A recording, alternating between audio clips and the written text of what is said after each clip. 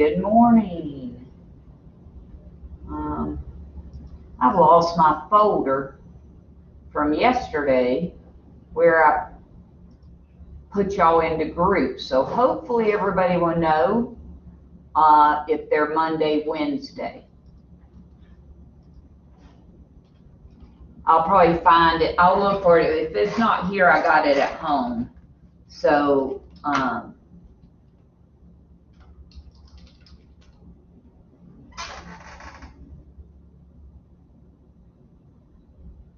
I know I have some that can't come back until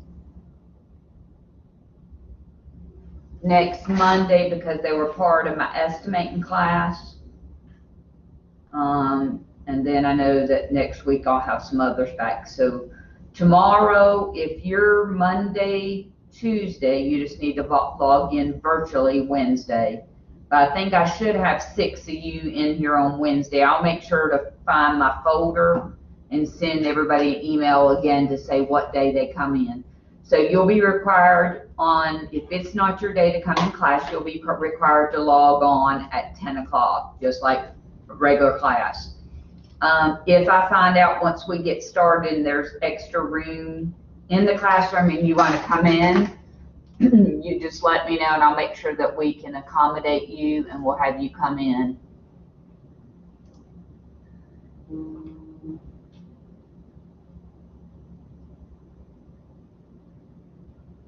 Let me get my book up. We're going to finish going over chapter 2 today.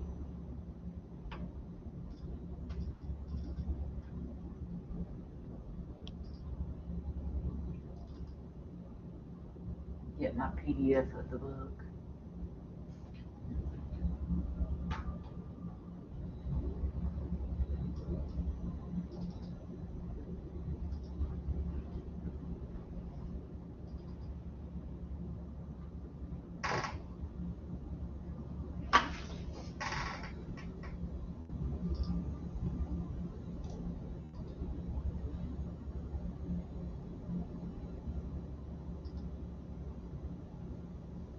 Michael, if you log in and see if you can see my screen.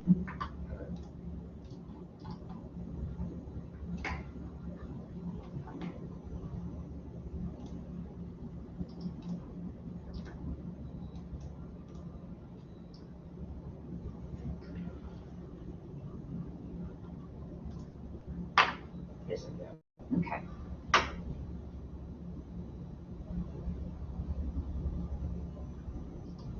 All right, the ones at home, can you hear me? And could you see the book? Okay, good. Thank you.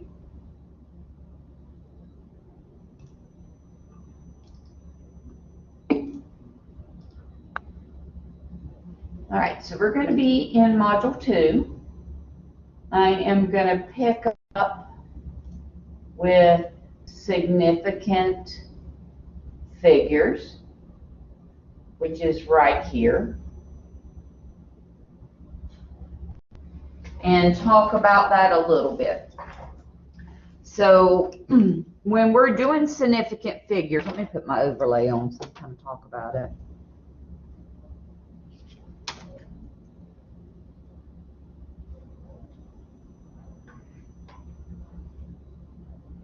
So this is part of chapter 2. Did somebody, you got the chat where you can see if somebody says anything?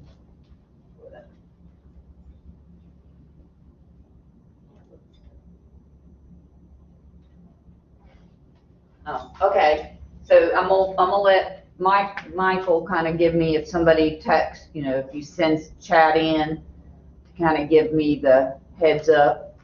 Oh, thank you. All right, perfect. I got everybody at home and I'm telling him to watch out for my chats for me.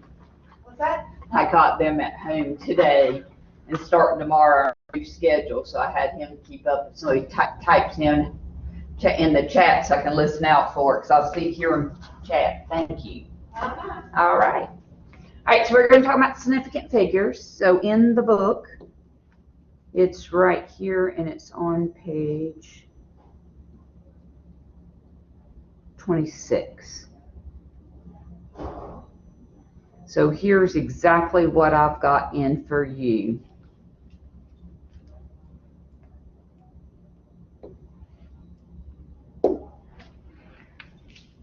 So a lot of times significant figures is confused with it in the number of decimal places. So decimal places may be used to maintain the correct number of significant figures, but by themselves they don't indicate a significant figure. So if I look at this first line here,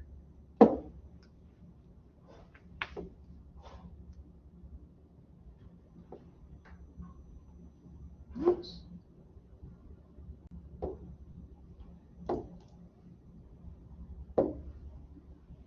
These are all ones that have two significant figures. So 24, 2.4, 0.24,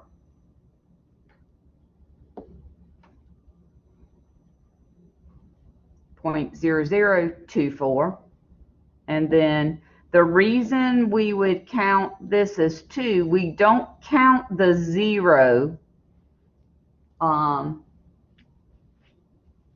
before, right? We don't count leading, like zeros that are past the decimal point. I guess you say leading zeros as significant figures.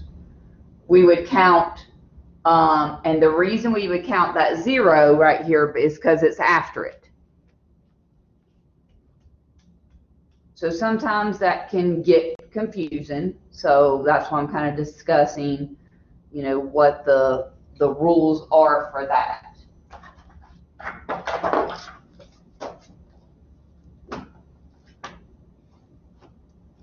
And it is ambiguous, so sometimes you don't have a clear understanding, and sometimes it's a little bit different. Zeros at the end of an integer value may cause some difficulties because they may or may not be significant, just like that 0.020. So in a value is expressed as 2400, so 2400, for example, it's not known how many significant figures there are. There could be 2, 3, or 4. Therefore, to eliminate the uncertainty, we usually use powers of 10, and we'll talk about that in just a minute. So for the next one, 3 significant figures would be 364, 36.4, 0.000364 would be, and then 0.024. And then 4 significant figures, 7621, 76.21, 0.00007621. So we don't count these zeros to the left of the decimal or to the right of the decimal and that are leading. And then 24.00, we would count that as being significant, but it could be misleading. So let's kind of talk about some of like the powers of 10. And we're going to go over some examples of significant figures and, you know, how that we round too. Close this.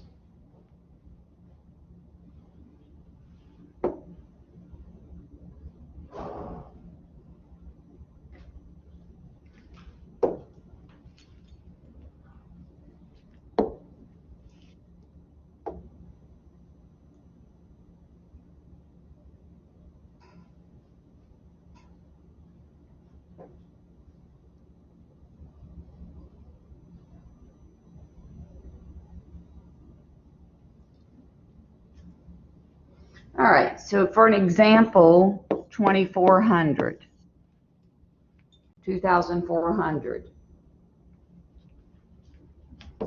We're not really quite sure. It could be that these are not significant, but we don't know if they rounded up. So the best way, if it's something like this, is to express it in powers of 10, meaning if we're going to do it in powers of 10, here's your decimal. You would go 1, 2, 3, and you would write it as 2.4 times 10 to the third power. Then that would tell me I only have 2 significant figures. But if you write it as 2.400 times 10 to the third, then I would definitely know that there is 4.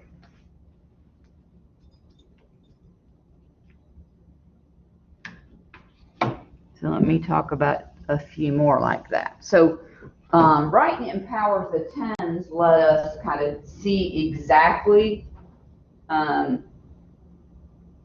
if we count them or we wouldn't count them. So part of the book, it says, as an example, 24 becomes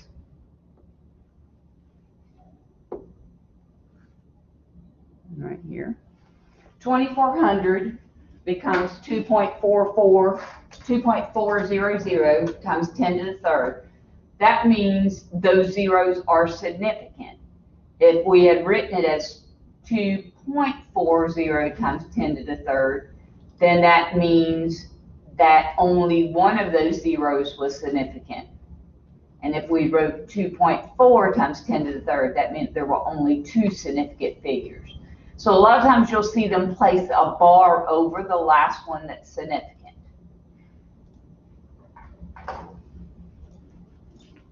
All right, so let's talk about when we're doing some mathematical process, when we're adding or subtracting, multiplication or division.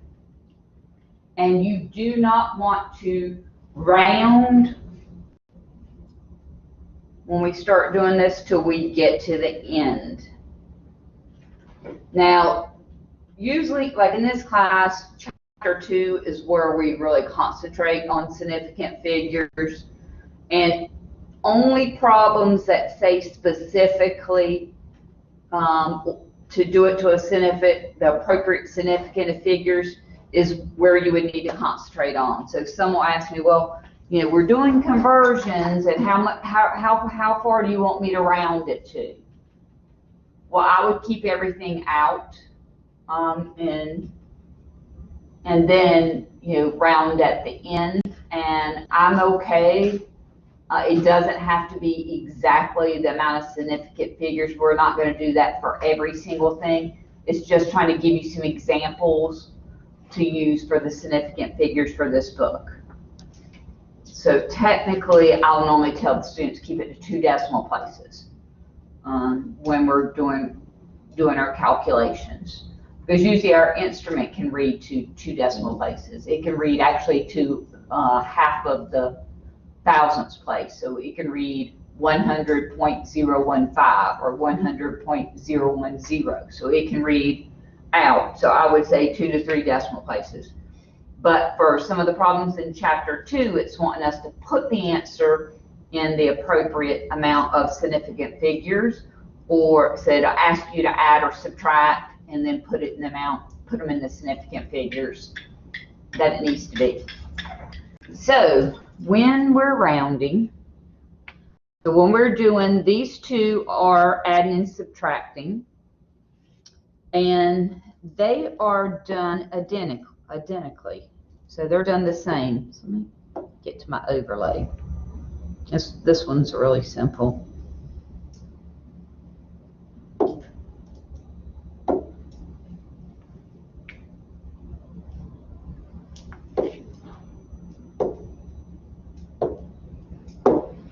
All right, when I'm adding, so I've got 3 numbers here, I'm going to actually look at the last number. So in the digits that we're looking at, so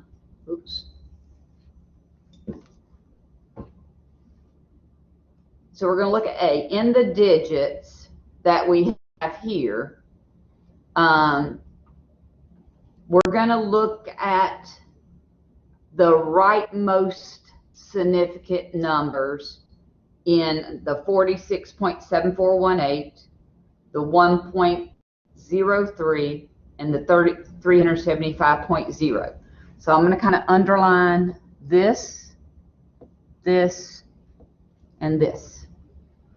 So I'm just going to underline the one that's the rightmost. When we add it up, we're going to add it up just how it is. We're then going to round it to the leftmost respect to the decimal. So I'm going to look at these three numbers out of 8, 3, and 0. Which number is to the leftmost? Well, that would be the 0, because the 8 is four decimal places out. The 0.3 is 2, and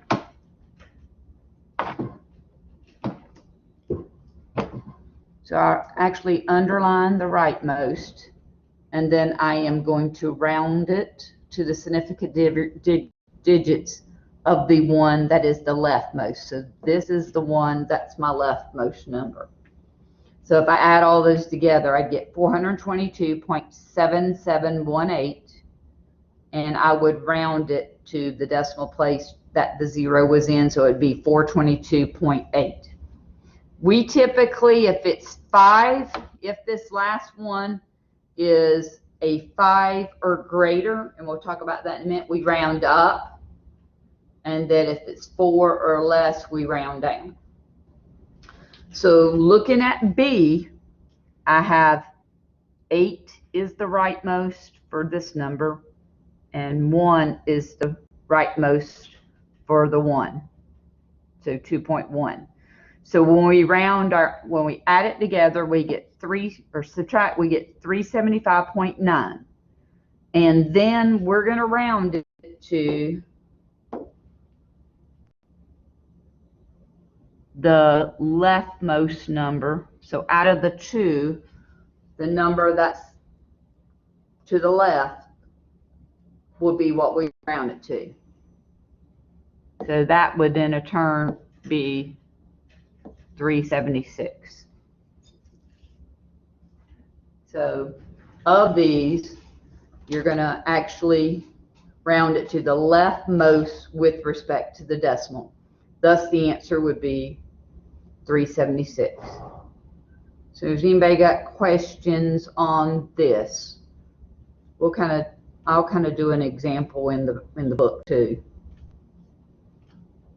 just to get us some practice.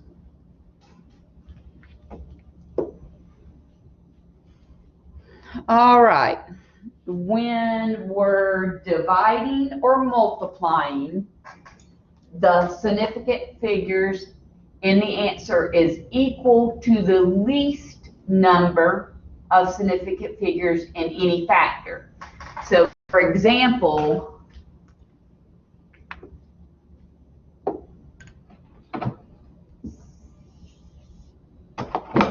if we're looking at 362.5 times 2.13, well, this number has 5 significant, and the 2.13 has 3.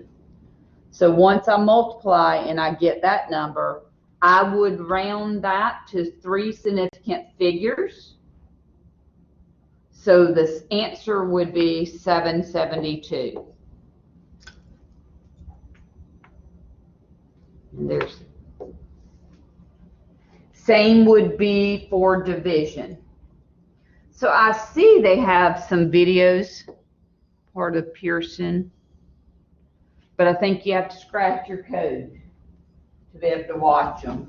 And I'll try to give you enough examples without having to scratch that code of like trying to figure out what significant figures are.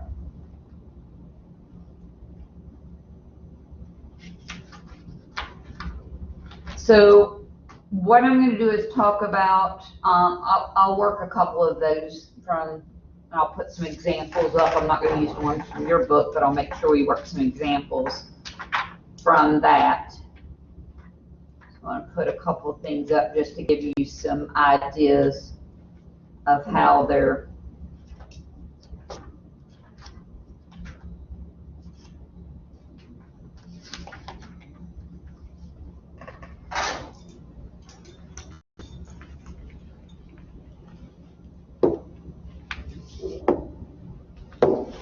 All right, so I'm going to work an example.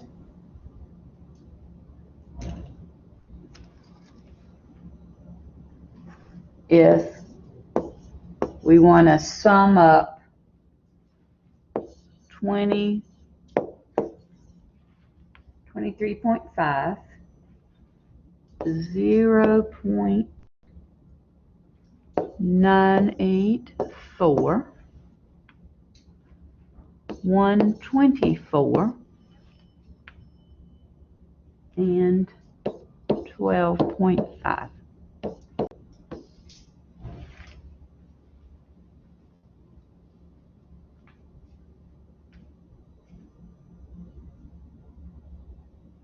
Okay. So it wants us to add those together and put it to the correct significant figure to our answer. So first thing I'm going to do is go ahead and put a bar over the rightmost number. Then I'm going to add them all together. And then I'm going to actually circle out of the ones that I put the red bar over, which one is the leftmost. That would be that 4. So when we round, we're going to round to the nearest whole number. So I'll say 23.5, 0.984, 124, and 12.5.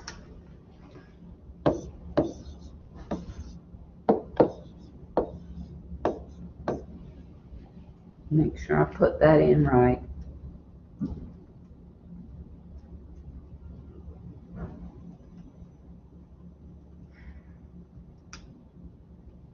So when you ask for the significant, to put it in the correct significant figures, that would be your answer.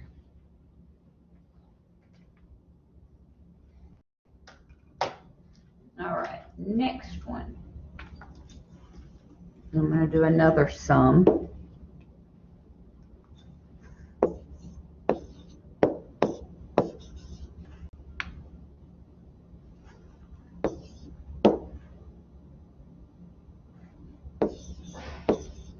So it's good to kind of put it in a list order, because that way you can immediately say, what's my rightmost, and then out of those, which number is the leftmost.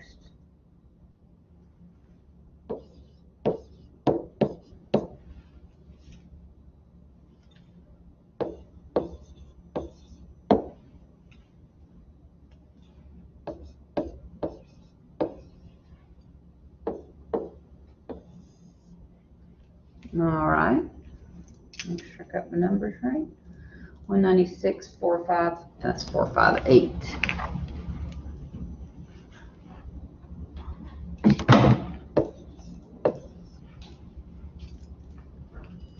And y'all can see my screen, right? Can you see the whiteboard? Mike, can you see my whiteboard? Yeah. Okay. Just wanted to make sure, because sometimes the whiteboard has not showed up once before. Everything else I went to, it showed up. I figured if y'all couldn't see it, you'd have popped in by now. All right, we want to sum these. So I'm going to go ahead and look at my rightmost numbers. I'm going to put a bar over them. And out of those, looks like this is going to be my leftmost one. All right, so I'm going to add those together.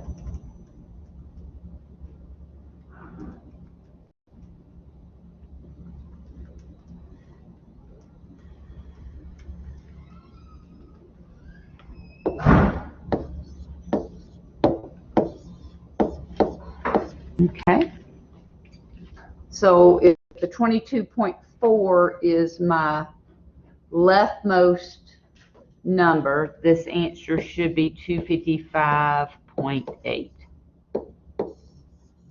And the correct number of significant figures. All All right, let's do one that's a product of, which means multiplication.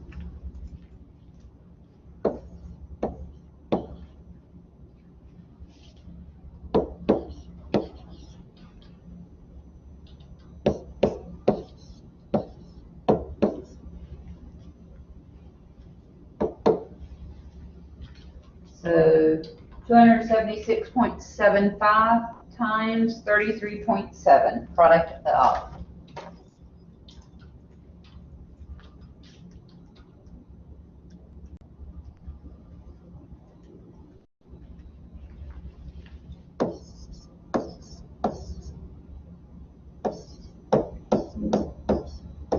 That's my answer.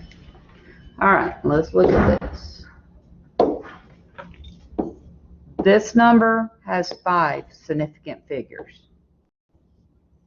but the 33.7 is only 3. So that means we should have 3 significant figures. That would be 9, 3, and 2. So this should be written, because this 6 would round up, this would be your answer. So I'm going to start at, when we're doing the significant figures, we're going to start, if it needs 3, then I'm going to start with the beginning number here. And I'm going to do 1, 2, 3. And I round up the 6 to a 3.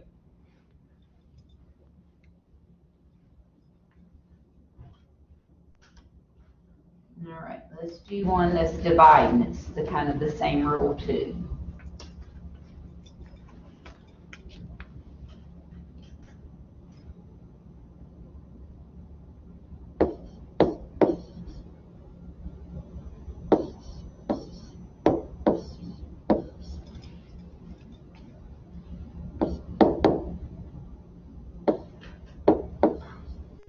So the quotient of 4,930.27 divided by 1.29.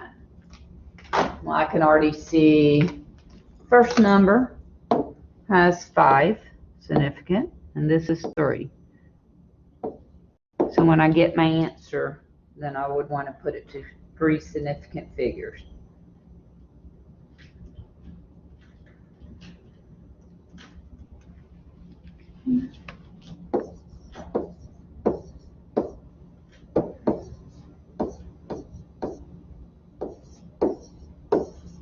And that's what I got.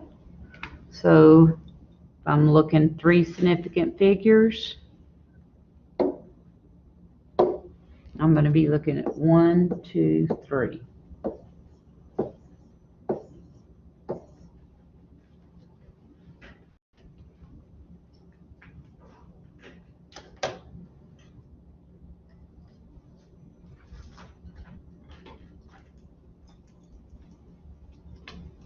So not too bad. Okay, I'm going to kind of do some more, but then we're going to do one step more. We're going to put them in powers of 10. Can you go back to that slide? Yes.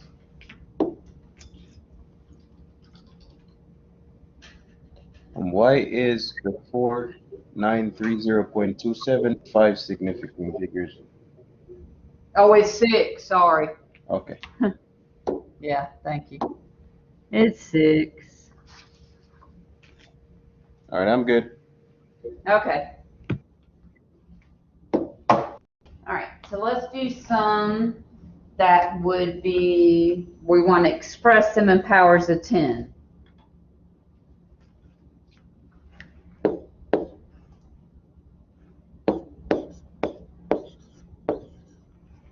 I want that in a power of 10. So it's 11,432. So typically when you do powers of 10, so my decimal point is right here.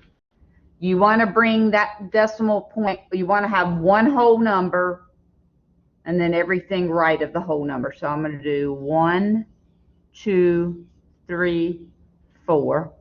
So 1.14 32 times 10 to the 4th. 1, 2, 3, 4. Yep.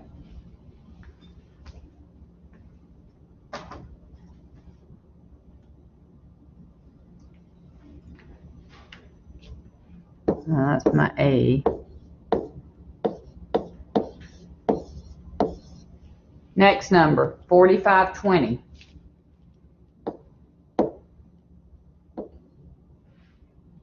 1, 2, 3.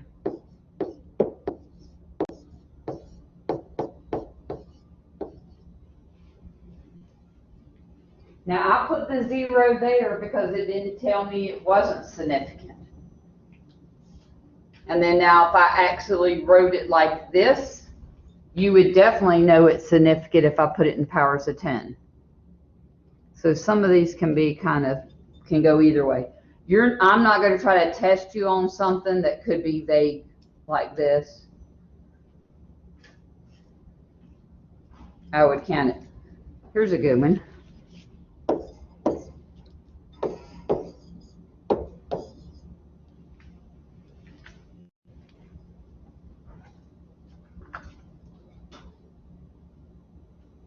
Let me just do just 19. And if I wanted that in the power of 10.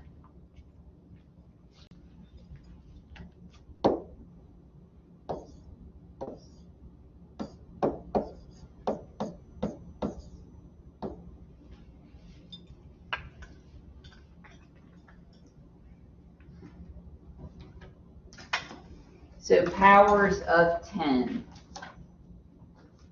All right. Let's do 2 more. And we're going to do one that asks you to square a number. So once we square it, we have to put it in the right amount of significant figures.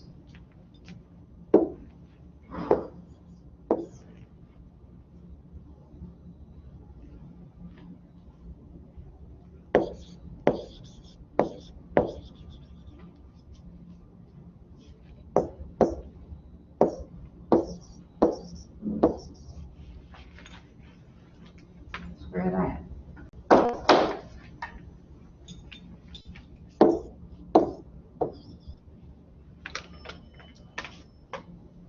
So I already know that's got 5 significant figures. So I'm going to go ahead and square it.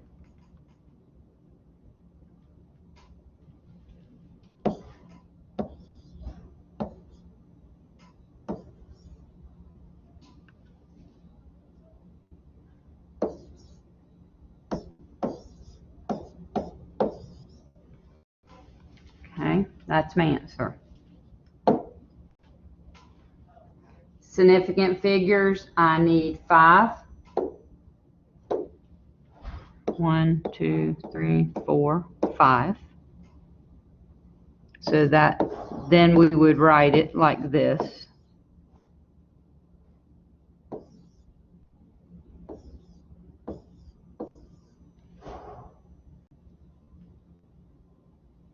And 3 would not round up because 1 is, we round down. Now if I want this in powers of a 10, the reason I'm putting it 0 so I know how to appropriately put it in powers of 10. So I'm going to go 1, 2, 3, 5, 6, 7, 8. 2, 7, 5, 3. That's how you should write it.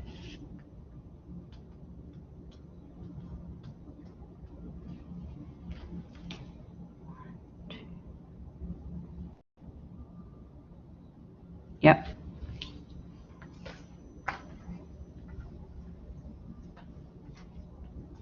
So for some reason, and this is still kind of cloudy with you, or what we call muddy, a lot of times I used to hand out an index card to the students in the classroom and say, as of today, was there anything that you need a little extra help on? What's your muddiest point?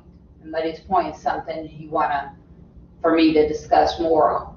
So I'd hand out the blank cards. You didn't have to put your name on them. You would just put, if you didn't have anything, you just wouldn't, you'd give me the card back blank. But if you had something, and let's say it's the powers of 10, you would put powers of 10. And everything would go back on my desk. I don't know who's who.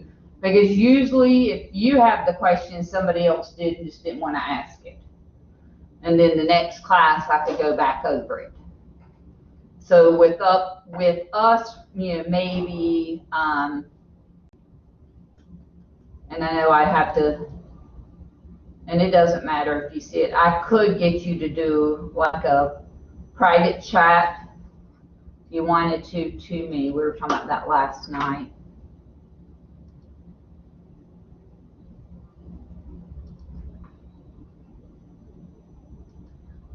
I don't think I can do it myself.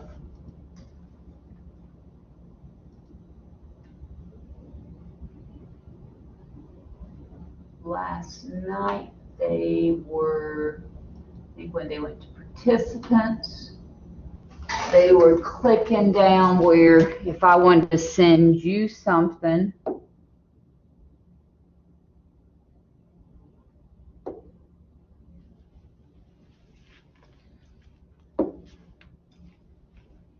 then everybody wouldn't get it. I also put, I want to keep her up where I can see everybody who's logged in, because that's attendance, and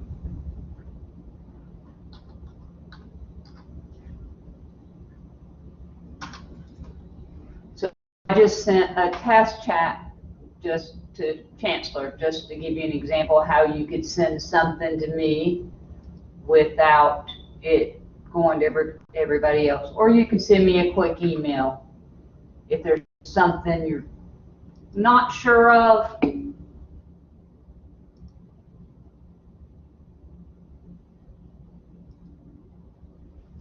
Yeah. So, in other words, you don't see everybody's. Okay, nice look.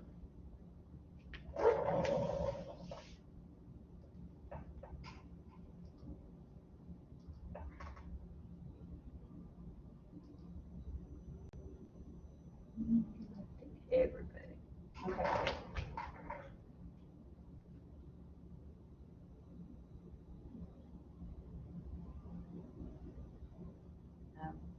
Do we need to always round first? Or can we go straight to right? With you would probably, you could do either way.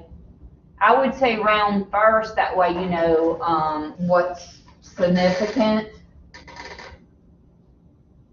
But like I said, I'll work another one and see. So let me go back up.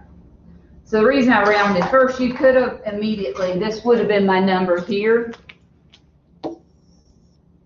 I could have, like she was saying, go 1, 2, 3, 4, 5, 6, 7, 8. And I'm going to only write out 5. Yeah, that might be a good way to do it. Instead of rounding and then counting over, is count over, go ahead and put your power of 10 and then just stop at the number, the last one, if you have 5 significant figures. So yeah, that might be a little easier, so thank you for asking. Okay. Last one like this is we actually got a sum of, and then we're going to divide. But let me talk about one thing before I do that one. When we're looking at rounding, and that's section 2.5. When we're looking at rounding, when a digit to be dropped is lower than 5, the number is written without the digit. So like if it was 78.374, that would become, if it's lower than 5, it would be 370, 78.37. When the digit to be dropped is exactly 5. Now this one, until I had started looking at the notes that they had in the textbook, it says the nearest even number is used for the preceding digit. So they're saying if it was exactly 78.375, you would round that up to the nearest even, for like 3/8. But if it was 78.385, then you wouldn't round it up to 3/9 because that's an odd number. You would actually round it to 78.38. Now, if I learned that in school, I sure had not heard that rule about if the last number to be dropped 5, exactly a 5, that you would round to the nearest even number. So until I started teaching this from our textbook, I don't remember even knowing that. I've always thought, oh, it's 5, round up and keep going. I've never looked at, but it would have to be exactly 5. I don't think you're going to have anything in this textbook they're going to ask that for you, or I'm not going to test on that to try to trick you and say, okay, I'm going to make it 78.385 and see if they fall for it, because if they round to 3/9, it's wrong, because I had not heard the mathematics behind that. But I like math, but I did not remember that. I was always rounded up. When the digit to be dropped is greater than 5, then, and it's written, the preceding digit increases by 1. So if it was 78.386, that would be 78.39. Most of us know that. And there's just a couple of things. But they tell you, don't try to go ahead and round them now. So these were the numbers that it wanted us to do, 76.7418. And let's say they were part of some calculations. What's the sum of this, this, and this? If we look, and the 0 is if I'm doing leftmost and then rightmost, if you would automatically start trying to incorrectly, like say my 8 is my rightmost, my 3 is my rightmost, and my 0 is my rightmost. But the 0 is the leftmost, meaning there's only 3 significant figures. Don't write this 76.7418 as 76.7 and then add. It's going to be wrong. You want to do everything as is, and then when you get through, that's when you round or put it into your powers of 10. So I'll kind of give you an example of that too.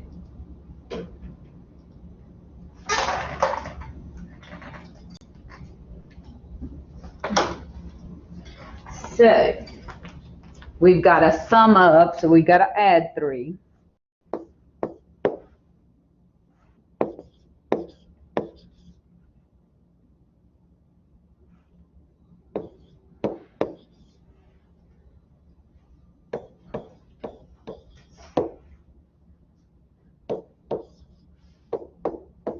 Sum of these 3, and then it said once we get that, we're going to divide it by 7.2.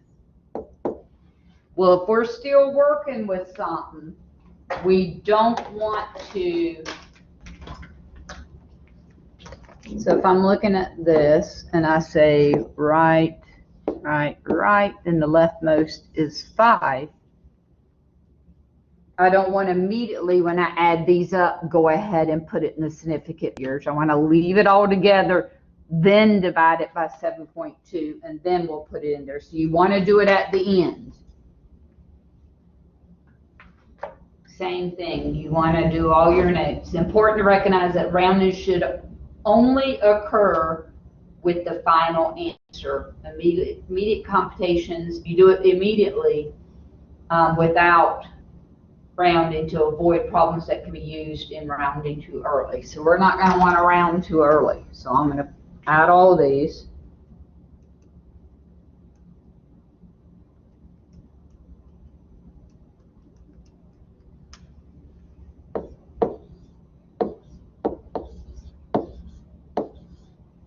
Okay, I'm going to leave it like that, and then I'm going to divide it by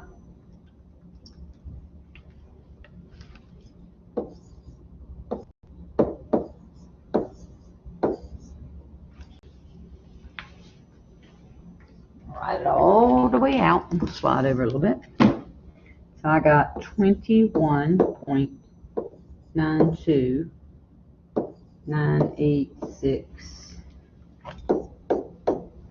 Well, the least amount of significant figures for multiplication or division would be when you're, for the rule for that would be this one has 6, this one has 2. So your answer needs to be to 2. So that would just be 22. I would round up the 1 to a 2 because 1, 2, 22. What if I wanted that in the power of 10?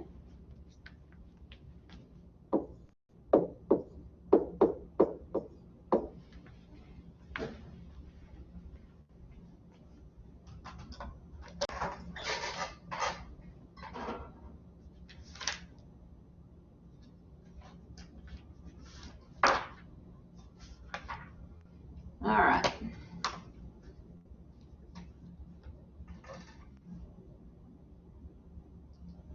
I'll look at some of my, I'll look at some of the problems. I'm going to finish kind of quickly going over the end of the chapter, and then I'll work a few more problems of ones that you might see as some of the homework. And I have one set of homework for you guys, and I'll probably have it due next week. So I'll try to give you a week's notice on anything that's due, and I'll make an announcement too. All right, field notes and sketches. So you guys are going to do all field notes and you're going to do sketches. We're not doing anything with the data collector. You still need to do sketches no matter what. Even if I go outside and I've got, looks like a handheld computer that goes with my instrument, still keeping notes in a field book. So what is a field book?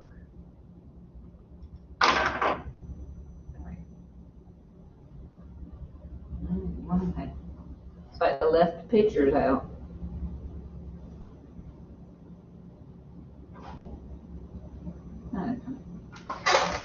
We had the Surveying Society buy field books for us to use in class.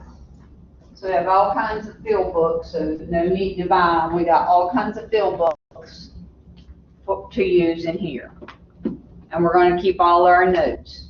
If you have bad handwriting for your group, then maybe, even though I may give it to you to be a note taker, try your best to write as legibly as you can.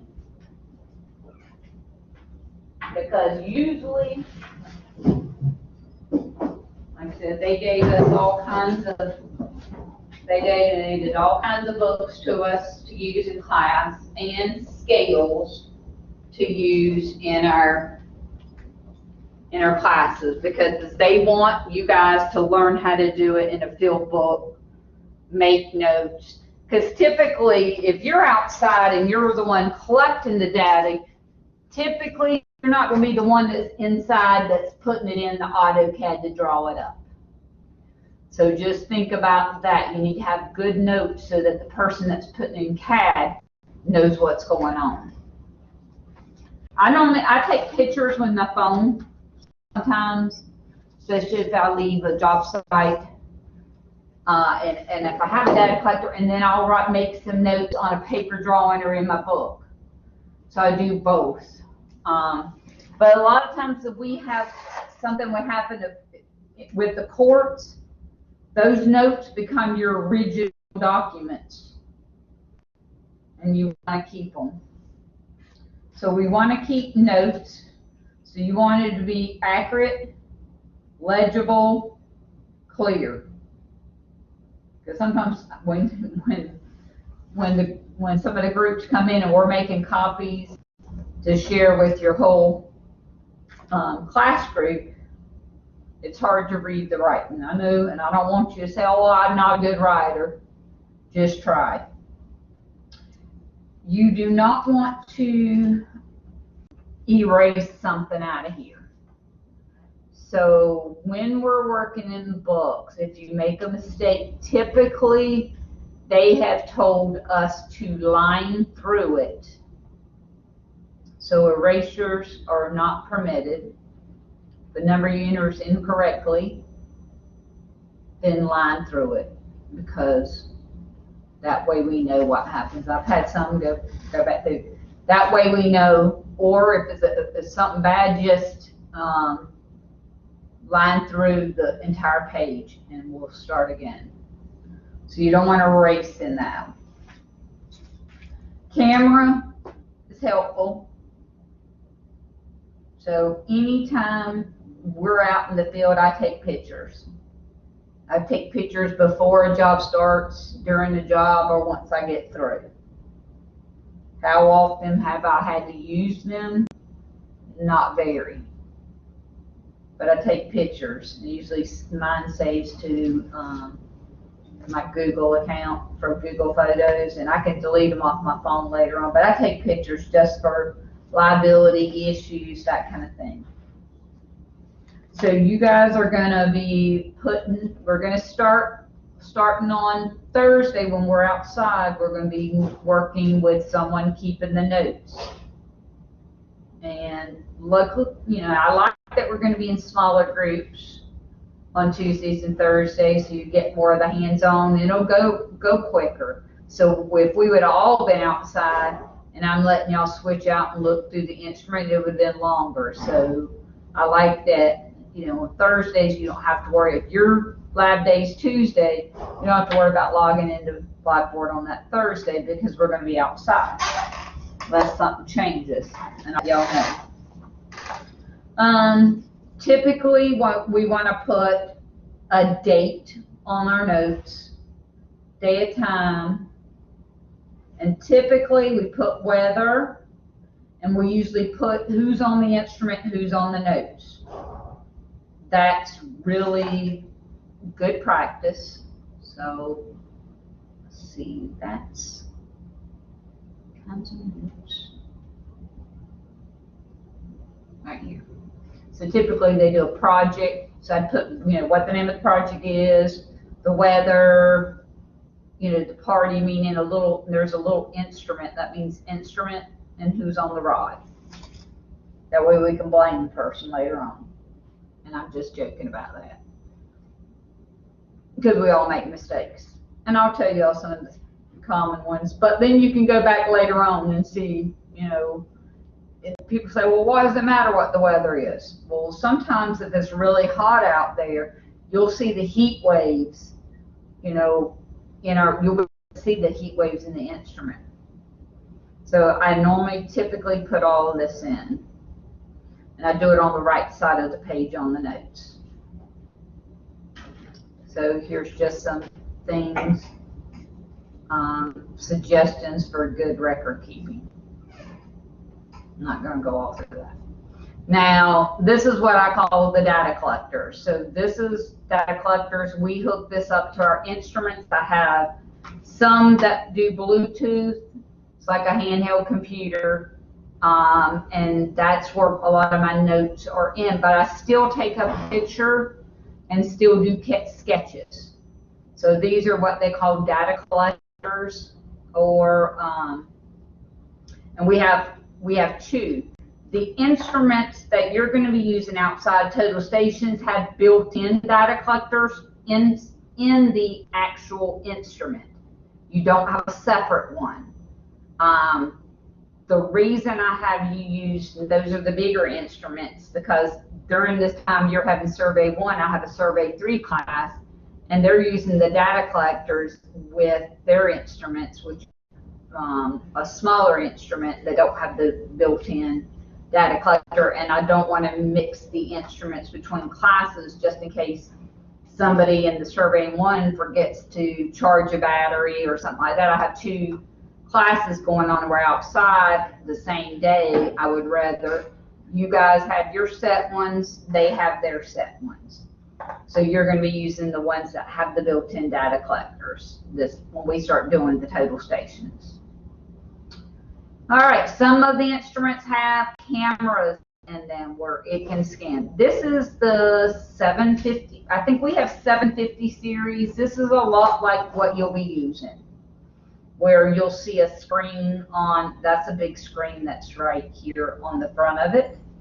And that's where it gets turned on. These are pretty heavy and they're pretty big. We got those probably about 10 years ago, and at the time they were 10,000.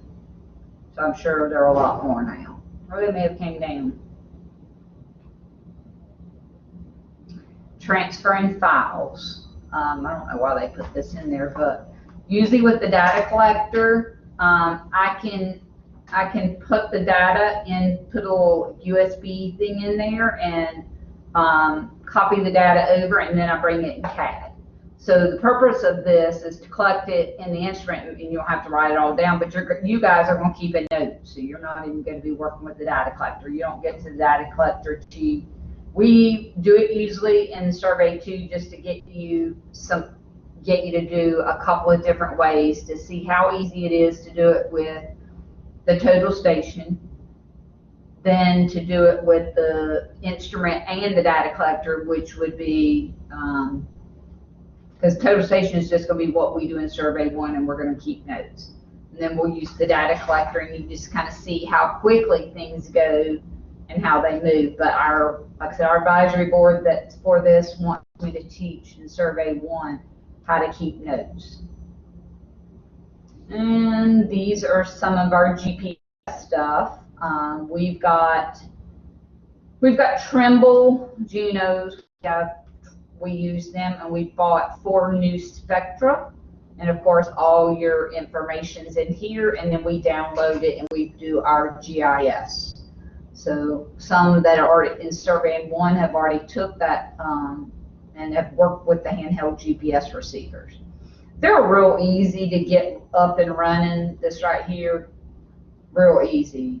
So I was telling y'all I had some prospective students. They go to the high school. We have a high school on our campus called Polytech, and these are like 9th, 10th graders. They wanted to come over and learn a little bit about our programs this summer. So they wanted us to do something interactive with them. So actually, I went ahead and charged up the GPS units because I knew I could take them outside just that quick. I could get them up and running. It didn't take a lot of technical skills. I could get them up and running. And so I had them go out and collect some of the data outside, but then to make it challenging and fun, I had GPS the coordinates to where I hid certain Easter eggs or certain colored eggs, something that they could see plain as day, and then made it a friendly competition. So, and I didn't realize the heat index was going to be 100 that day. The girls said they didn't. I had one group that had most of the girls. They said, well, I ain't going to look Easter egg hunting again like that again, because they were about, every time the GPS would catch up them, they were moving so fast, it takes a minute for them to catch up to them. And they go right past where the egg was. And I mean, it was kind of funny, but what it is, it was taking a second to catch up to them because they were going so fast. So that, I can get you out and running immediately. I don't have to give a lot of training. I just say, let's go out, let's turn them on, let's get going. And that's kind of what we're going to do with the instrument as well. All right, so here's some of the different things, some of the notes that we have and how they intertwine. Everything's on the way in today. I saw a survey crew think it might have been on Bragg Boulevard, but I saw them somewhere. They were out. There's like 3 of them out there and looked like they had their instrument off the side of the road. And like I said, our latest piece of equipment for the survey program was $26,000, and it's a robot. It's total robotic GPS, and the accuracy is the high extreme accuracy. So but that used to cost probably $100,000 15 years ago, and it's down to, I'd say, 20 to 25,000. We got one of the a higher level one, so we didn't go with just the cheapest. All right. I think that's it. We had started going over problems last week. We'll take a 10-minute break, and I will look at any of these that we had not covered that I may think that you might see on some of the problems.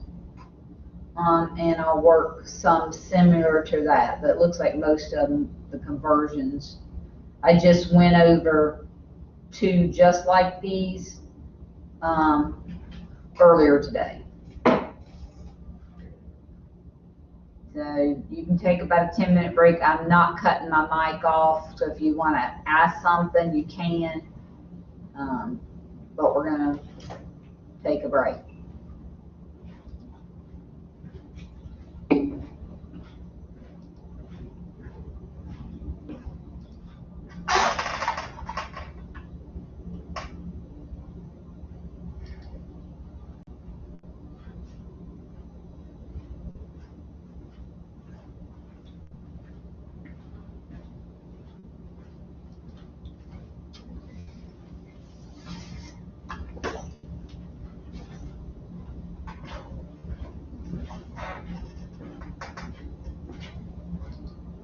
I'm going to take the screen sharing off for a minute.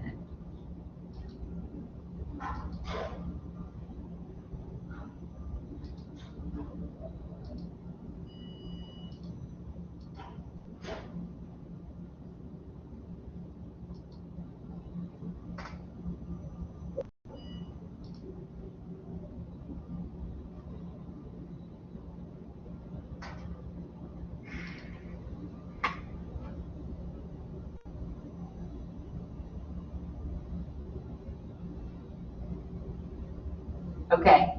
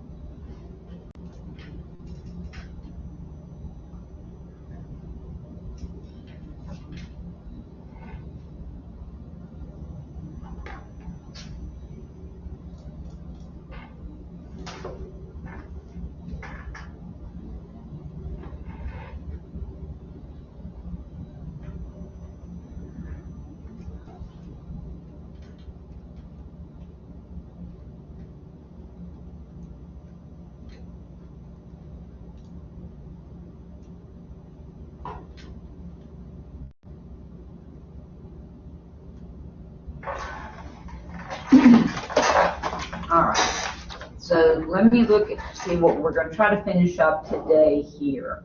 I have this assignment due, and I'll make it for class assignment due next week.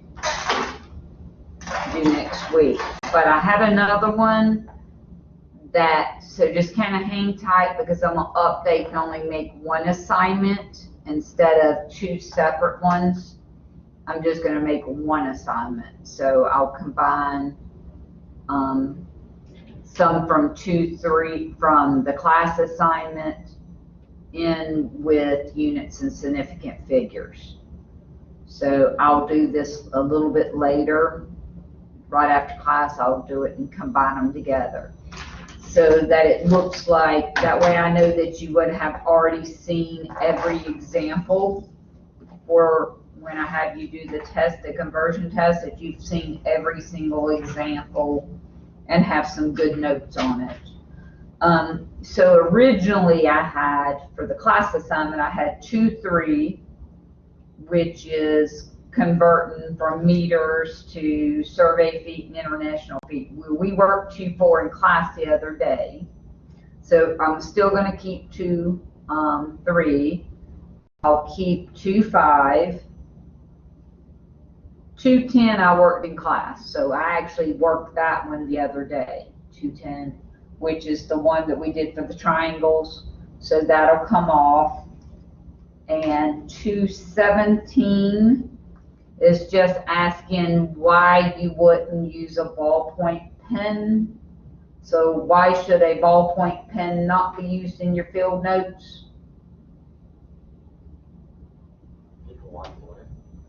Well, you're going to line through it anyhow, but they just say they want you to use a number 2 pencil typically.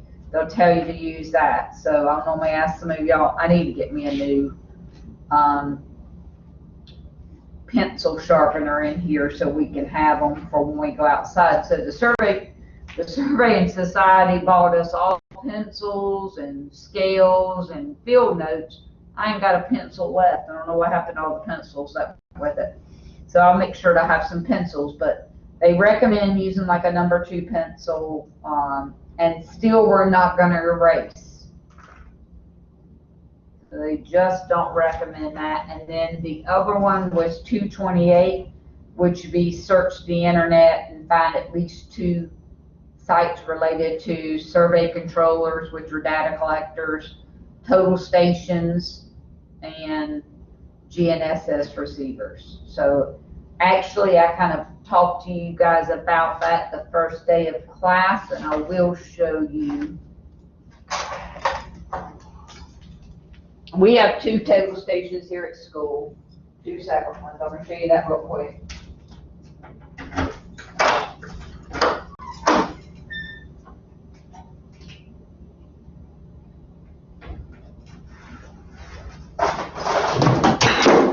We actually have 3 different ones.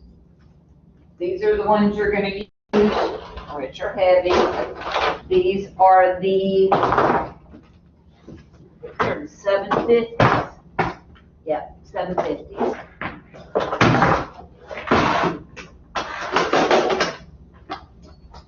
These have the built-in data collectors. So this would be a total station where it does distance, angles, and elevations. The other one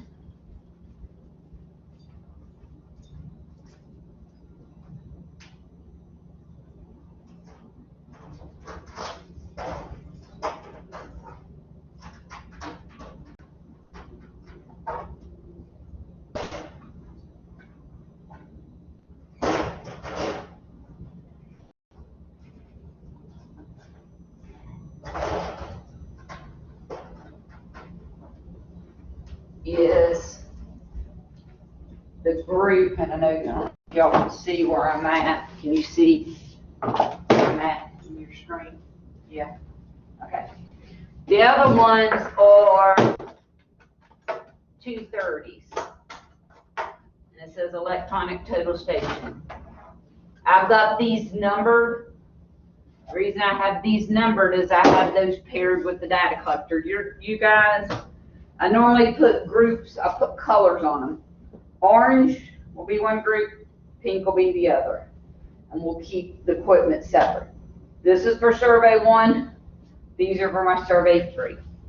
These are light, but they do not have a data collector built in, so we have to pair them with the data collector. And it's something like this, where the computer's going with it, we're talking. One I hook to it, the other one does Bluetooth. Third thing is Gnss receivers, the ones that's using satellites to track our positions.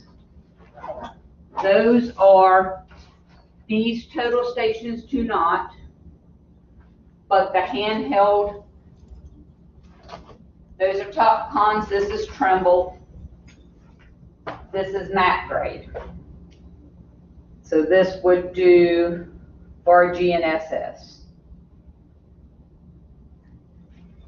We have 3 of these, and I got 4 more new Spectra ones, which are called mobile mappers. And then the last thing we got was the robot, which the instrument is set up. We don't even control the instrument. We control everything on a keyboard and on our prism pole. So the robot's going to track us, and it's going to spin around. We don't have to do anything. The instrument's just sitting there. Nobody maintains it. Everything's done on our keyboard. So that would be a couple examples. What we're going to start with outside first on Thursday is a level. So Wednesday, I'm going to go over anything, to kind of start getting you ready for the level. So we're going to start in chapter 4 on tomorrow. So somebody said, what about 3? And 3 talks about, 3 is probability and statistics, like theory. It's more just what's the mean or the average or most probable. It's real. I kind of skip that, and if we have time to come back, I do.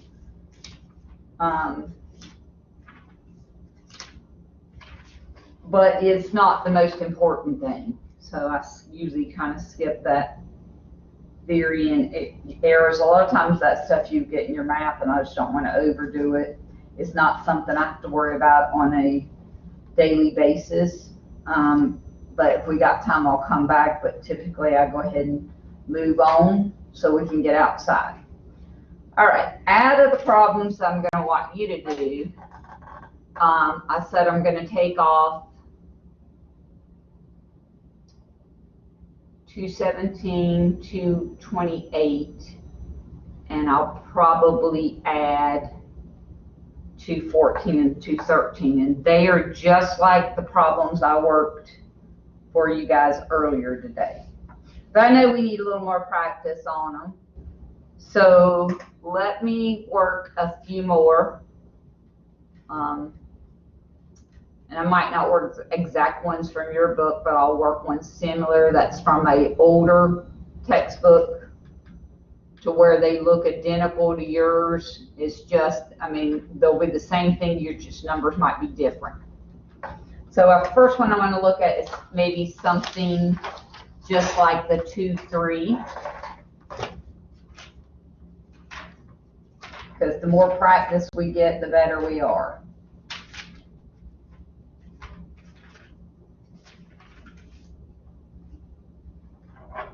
And Michael, you give me a heads up when you see it's getting about quarter till. And I'll try to cover what I can pretty quick. All right, so these are from the old book, just to kind of give you an idea of what you're going to do. This is 2-3, and this is the older. So these are just some ones I want to work for you. 2-3, that's one's on, because they changed the problems. Wants us to, I want to convert the following distance in meters to US survey feet.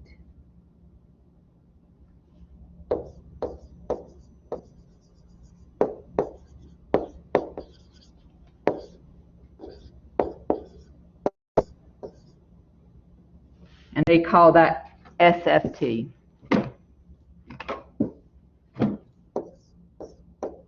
Now, I did know some of the next questions. It says, what's the difference? And why does the U.S., why do we use survey foot instead of international? I think that was one of I saw that in one of the problems. I'm looking in your orange, I'm looking in your book.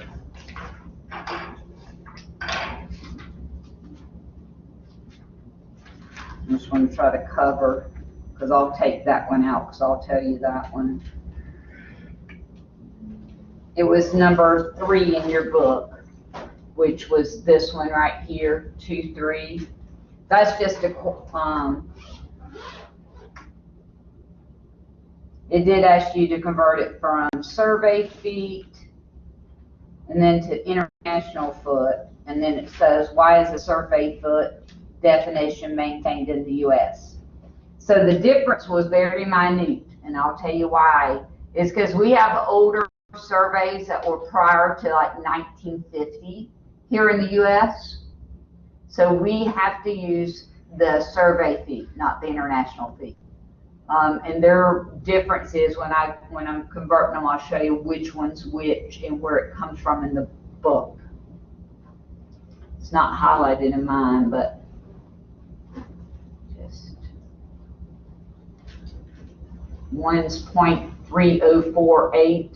That's the international, and the other one's 0.3048 and carries it out to 3 more decimal places. When you say we have to use the survey foot, you mean for like working with old surveys, right? We don't still use it in new surveys? We still use it in new surveys. Oh, just to make everyone's life harder in the future. Yeah, so we use it, and it's specifically, the board specifically says we have to put it in survey feet instead of international, even as of today. So that we're all with a constant. It, to me, is more accurate. I don't know why that it changed and what the reason was for changing. Right. they talk about it here. I'm gonna get my surveying license and move to Europe so I don't have to deal with that. There you go. So, so because some were dated prior to that, prior to 1959, thus they want us to use the U.S. survey feet, still used. So it's still used. And like I said, if I look at the boards, I go and read up on what the board rules are. I usually keep pretty up to date on it, and I teach students about the rules. It specifically now says U.S. survey feet, which I think we knew that, but so there's only a slight difference. So for the U.S. survey feet, that's our conversion. It's 0.3048006 meters to a foot, and for the international, it's 1 foot equals 0.3048 meters. All right, so let's work this one. Let's work some like that you're going to see.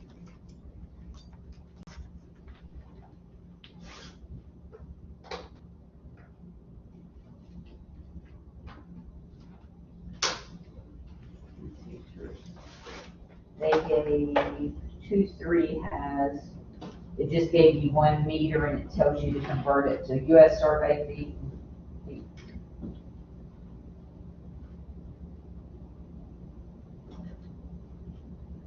I don't see one in the older one I can work. I'll work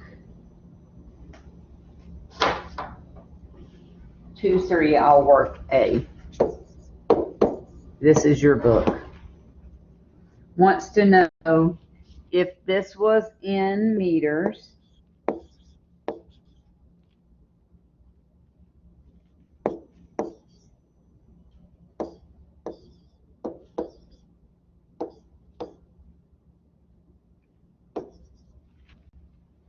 what would that be in U.S. survey feet? So the U.S.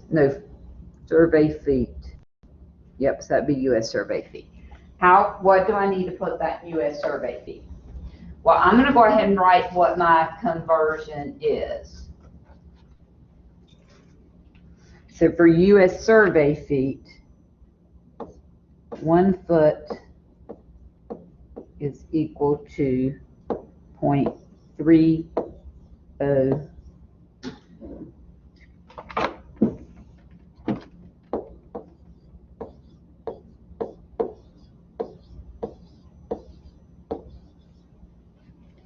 All right, so I'm going to go ahead and put my number down.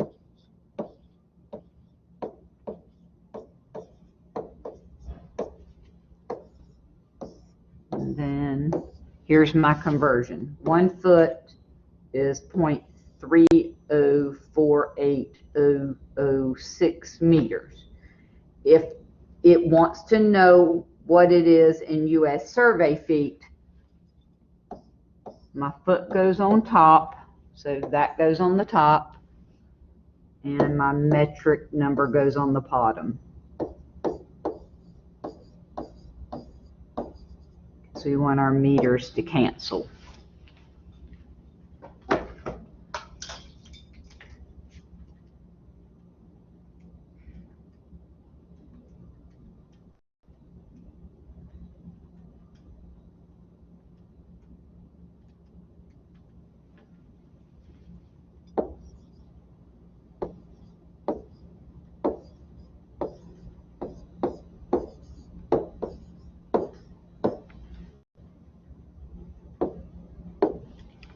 So I got roughly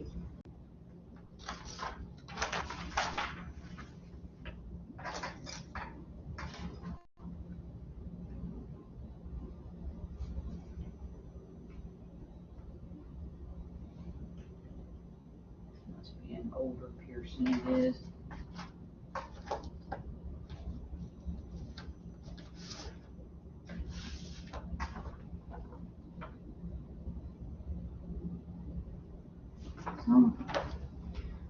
That's what I got. So that's for U.S. survey feet. So I'd want to put SFT. Didn't ask for significant figures, didn't ask for rounding, so I would leave it just like that. Now, to do B, the only difference is for the international foot, and I should say one, I should probably say 1 SFT.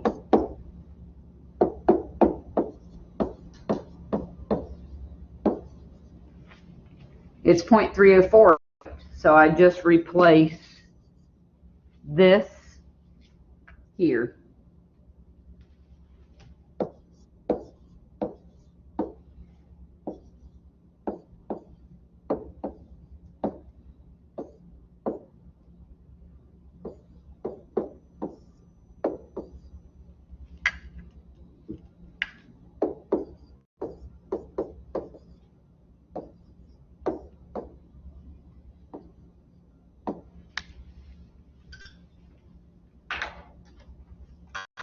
I think they said, you know, over a mile, it might be just a slight difference.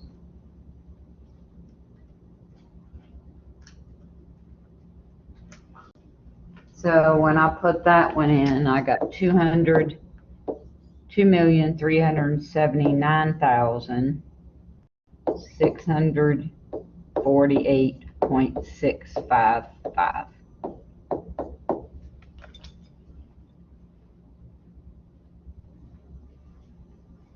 So there's a slight difference.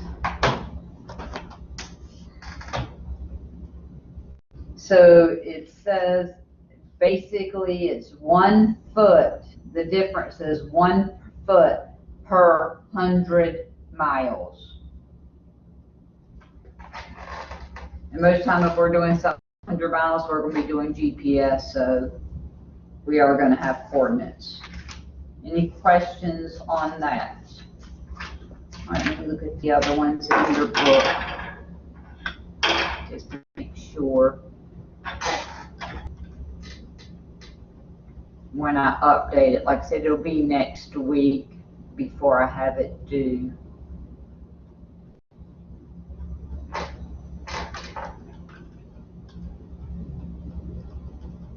And I'm just going to combine the 2 assignments together.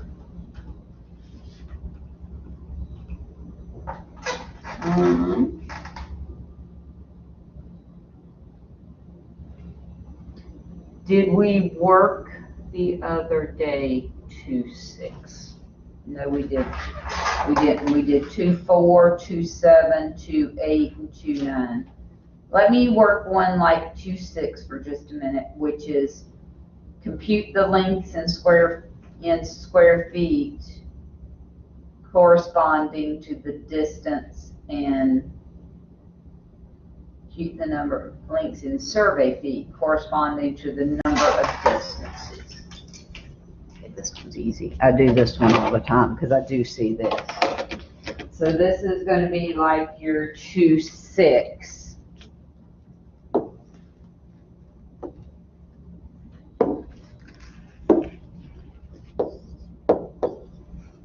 And I'm going to do A. Okay, so you have 10 chains and 13 links. Okay, there is 66 feet, 1 chain. There are 100 links in 1 chain as well. So with these, you want to go ahead and say 10.13 because there's 100 links in a chain, and then we'll add it back to the 10 chains. Now then I can just multiply it by 66.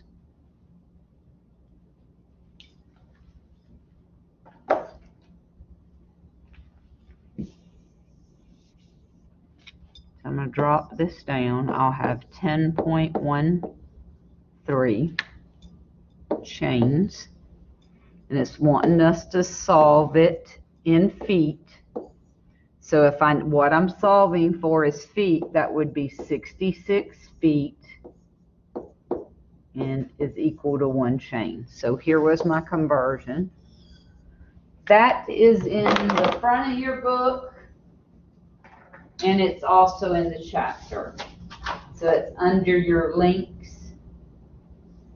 In the front, it says a Gunther's change is 66 feet, and then there's 100 links.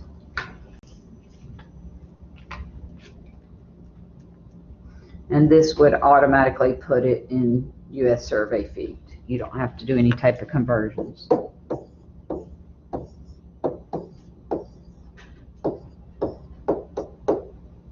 So it's really just feet. So I see a lot like that nowadays because deeds were written with chains and links.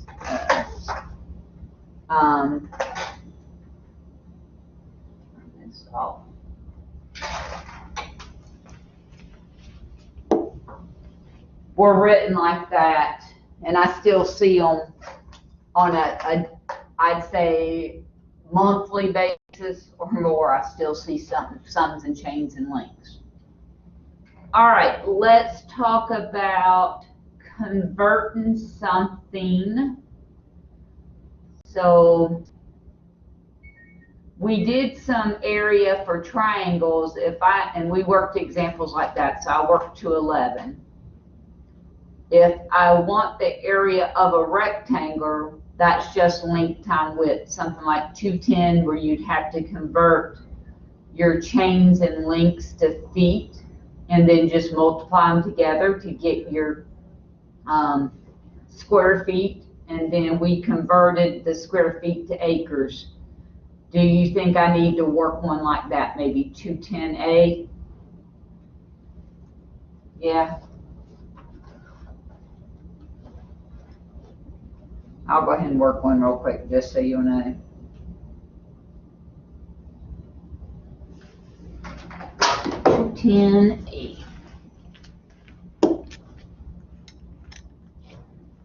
Since you'll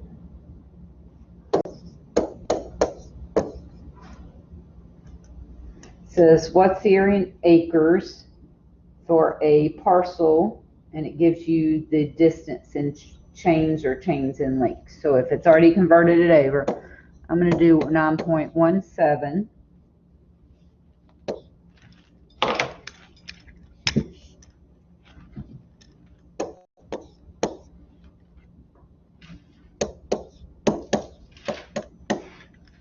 And so it's kind of a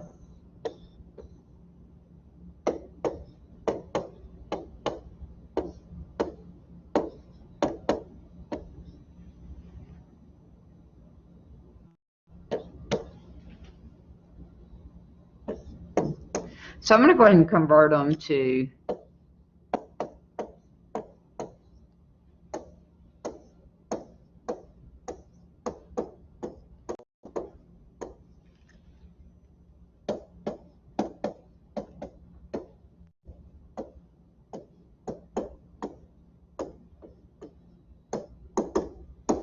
I'm going to do my two conversions.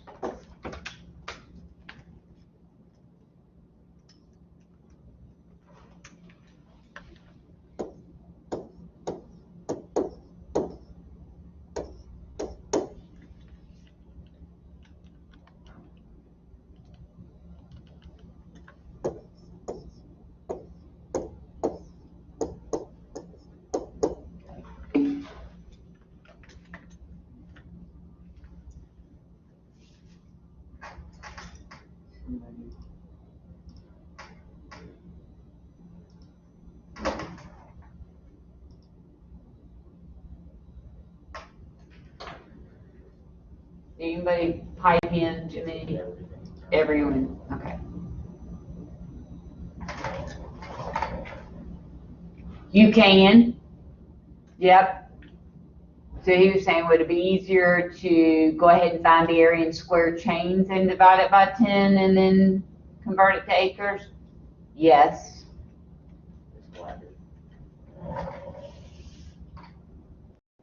Instead of doing, I did the conversion up front.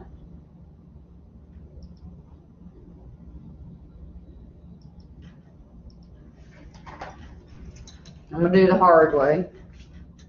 and then we're going to do it the easy way. So if I multiply those two together, I got 4,200, no, 4,200, 425,009.6928, and there's 43,560 square foot in 1 acre. So I'm looking for this number in acres. I'm going to flip it over to one page.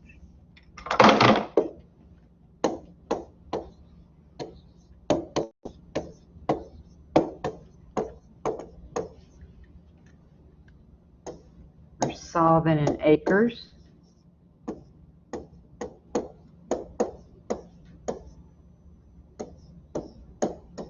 Square feet cancels.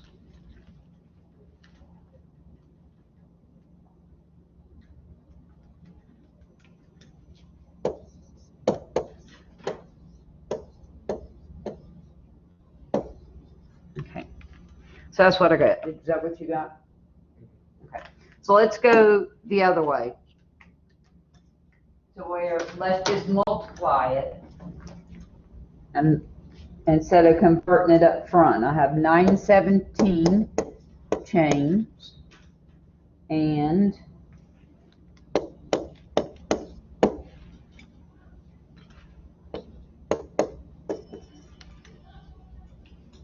917 and 1064.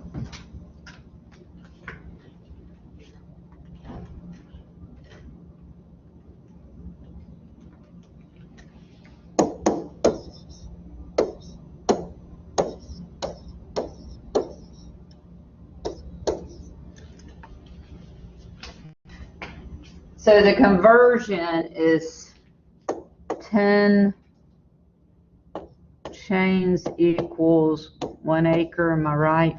Is there 10 square chains in an acre?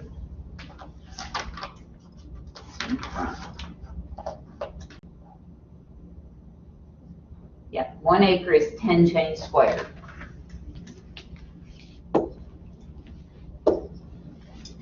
So when I get here, let me move this off this side.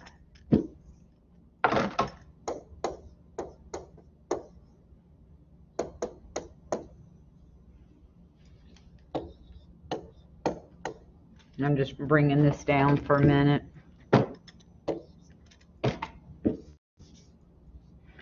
This would kind of save you from not making a mistake writing something down, to just do it like this.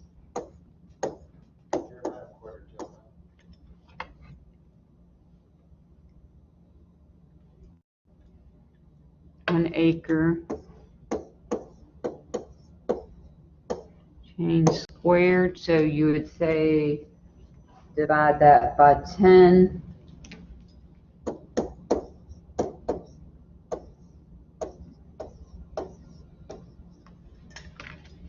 What'd you say? Oh yeah, times. So yeah, that would save, because look where I had it in, that was a factor of 10. That would be so much easier than having to do all that I did to get that answer. And then we have it right here. So thank you. The only other thing I might do, and I'll do show you one on is grads, working with grads and converting something to degrees, minutes, seconds, and radians. So I'm going to work 213A, and then I'm going to call it a day.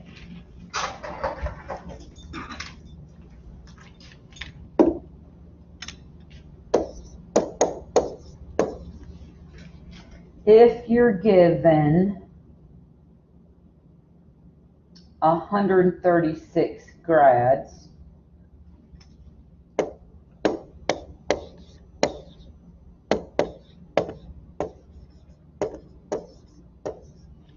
what is it in degrees, minutes, They spell it out in seconds.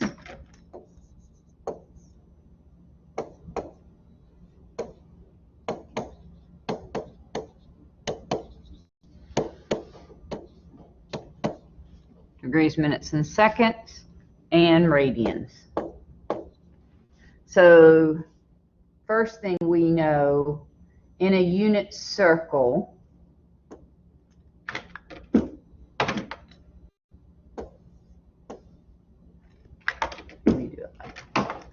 I'm going to look in the front of, in the front of my book, yeah. 1 revolution is 400 grads.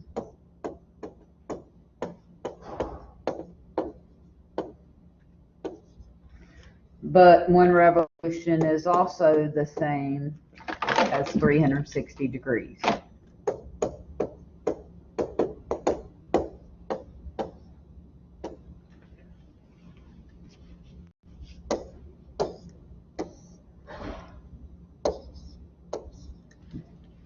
I'm going to put my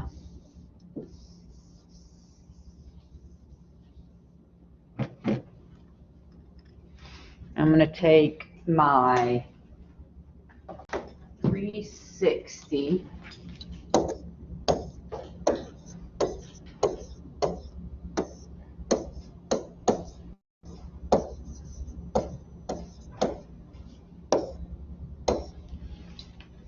I'm going to do it like that. So I'm going to say 136, and then I'll put in parentheses times 360 divided by 400. I got 122.4 degrees. But if I want it in degrees, minutes, and seconds, I'm going to go to my second. If you're using the GI 83, I'm going to go to second apps, which is the angles, and scroll down to number 4. That'll give it to you in degrees, minutes, and seconds. So that would be 22 degrees, 24 minutes, 0 seconds. To change this to radians, it's just pi over 180. So I'm going back to my decimal degrees. So I'm going to put in 122.4 times pi divided by 180. And I'll be writing all day long for this one.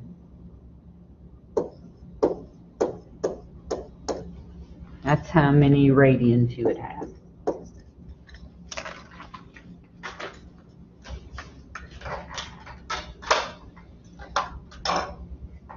Any questions? So I'm going to combine the 2 projects together. So the 2 things, the class assignment and unit significant figures, I'm going to fix this and combine them into 1. And it'll be due next week. I'll put a due date in there and I'll put an announcement.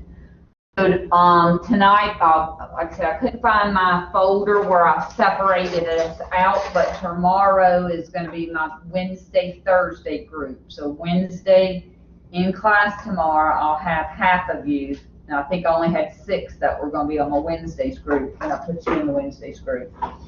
And then Thursday, we'll be outside. That means the group that's Monday, Tuesday, there's nothing for you to do Thursday. Maybe that's a day you do these units and significant figures. But I want to leave it open so that next week, so they'll probably be due next Tuesday night, so that next week, but you should be logging on virtually tomorrow. The ones that aren't in the classroom, they need to log on at 10 virtually. Thursday, nothing to watch because we're going to be outside. Monday, my group will be in, and the ones that are here are going to be at home watching virtually. And then Tuesday, that group will go outside, so there wouldn't be anything for your group to watch on Tuesday. So that might be, usually I'll probably try to do the homework, give you at least 5 or 6 days and a break in between. And I'll combine all that together. Any questions? Concerns? If there's something you would like me, and you're looking through it, need extra clarification on, please just send me an email and then I'll discuss it for the next class, because we're gonna move on. As you're working problems, you can send me an email if you don't want to attach it in Blackboard. Best thing to do is to take a picture of your work. You know, if you're writing it on paper, take a picture, JPEG, and then attach that in Blackboard. That way I keep it all together and I don't have to send a reminder to you about that. If you having problems figuring out how to do that, let me know when I see you face to face, either tomorrow or Monday. So I'll see everybody in person. Let's say you come in Monday and you got them done and you want me to give them to them and check off, that's fine too. Let's say they're due Tuesday night and you're my Wednesday class and you can't quite figure out how to do it, you can bring it in Wednesday. I'm okay with that. All right, any questions? Kind of looking over. Yeah, the only thing due this week were,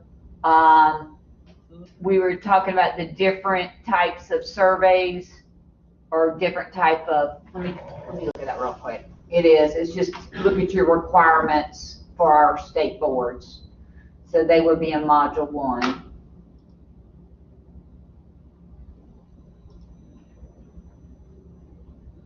Legal requirements to be a registered surveyor.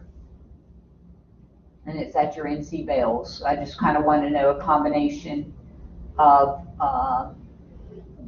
experience, education, and of course 2 exams. There was one link I had up. If you have a problem with that, that's due tonight, if I'm not mistaken.